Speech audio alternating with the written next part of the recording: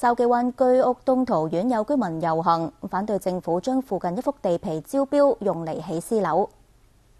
反對拆遷樓，反對平分樓。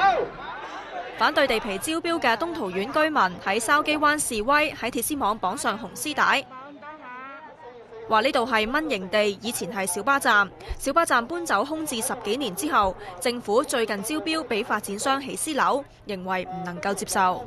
起一棟公屋，起一棟居屋，真係幫到香港我哋基層嘅人去舒緩呢個住屋嘅問題。OK， 咁我都可以接受。你買一棟豪宅，你睇呢度出邊咁多豪宅，其實呢好多單位都係空置嘅，根本上只係俾啲發展商攞嚟賺錢，完全係幫唔到任何人。我哋買呢度嘅時候呢，佢個說明書係乜嘢呢？都係話呢個係小巴站嚟嘅，或者係公用設施咯。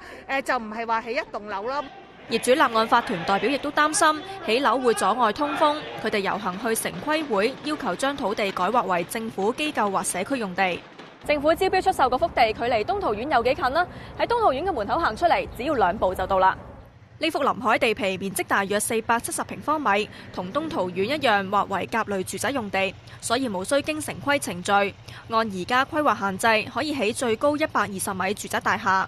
05年入伙嘅東桃苑部分單位有海景，根據房委會今年成交價資料，未補地價單位平均大約8000蚊尺。